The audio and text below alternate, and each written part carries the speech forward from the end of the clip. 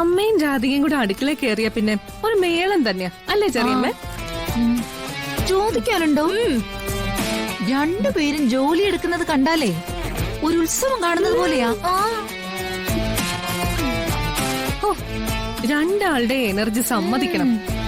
ഞാനൊക്കെ ആണെങ്കിൽ കുറച്ച് ജോലി ചെയ്യുമ്പോഴേക്കും ക്ഷീണിച്ചൊരു ഭാഗത്തേക്ക് വീണു പോകും.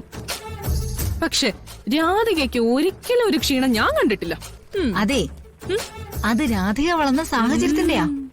നമ്മുടെ ഭാഗ്യം എന്ന് പറഞ്ഞാ മതിയല്ലോ. രാധിക അടുക്കളയിലുള്ളതുകൊണ്ട് ഈ നാട്ടിലെ ഏറ്റവും നല്ല ഭക്ഷണം കഴിക്കുന്നത് നമ്മൾ തന്നെയാ. ഉർവശി, മതി മതി. രണ്ടുപേരും തിന്നും ചവച്ചിരിക്കാതെ എന്തെങ്കിലും പണി ചെയ്തൂടെ? അയ്യോ, എനിക്ക് രാവിലെ മുതൽ ഒരു തലവേദന ഉണ്ടായിട്ടെത്തി. ഞാനതാ മാറി നിക്കുന്നേ. ഷോ, ചെറിയമ്മയുടെ പകർന്നതാണോന്നറിയില്ല, എനിക്കും ഉണ്ടൊരു തലവേദന. എന്നാ ഇന്നിപ്പ ഇങ്ങനെ പോട്ടെ. നാളെ മുതൽ ഞങ്ങളും കൂടാ, കേട്ടോ രാധികേ? ഓ,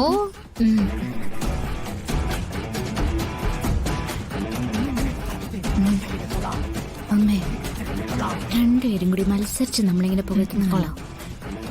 വെറുതെ ഇരുന്ന് തിന്നാൻ വേണ്ടിട്ടാ. അതെനിക്ക് മനസ്സിലായി. ഒരു കാര്യം ചെയ്യാം മോളെ, അവരെ കൊണ്ട് എന്തെങ്കിലും പണി ചെയ്യിപ്പിച്ചാലോ?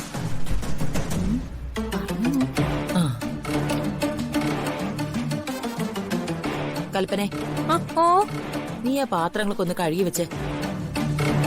അയ്യോ, എന്താ അമ്മ പറയുന്നേ? ഈ പാത്രം കഴുകാനുള്ള സോപ്പ് മറ്റും എടുത്താലേ എനിക്ക് കൈ ചൊറിയുന്ന അമ്മയ്ക്ക് അറിഞ്ഞൂടെ? ഇല്ല, എനിക്ക് അറിഞ്ഞൂടാ. എന്നാലേ എനിക്ക് അങ്ങനെയുണ്ട്. ഈ സോപ്പും സോപ്പ് പൊടിയൊന്നേ എനിക്ക് തൊടാനേ പറ്റില്ല. നിനക്കും ബുദ്ധിമുട്ടുണ്ടോ? എന്റെ ദൈവമേ, ഇതൊക്കെ നമ്മുടെ കുടുംബ പാരമ്പര്യോ? എനിക്കിതേ സോപ്പ് കൈ തൊട്ടാ മതി, അപ്പൊ തന്നെ തൊലി അടർന്നു വീഴാൻ തുടങ്ങും. രണ്ടുപേരും കൂടുതൽ സംസാരിക്കണ്ട. ഒന്നും ചെയ്യാൻ പറ്റില്ലല്ലേ? എന്താ പത്നി? അമ്മേ, രണ്ടുപേരും ഇവിടുന്ന് ചവച്ചരയ്ക്കാൻ തുടങ്ങിയിട്ട് കൊറേ നേരമായി.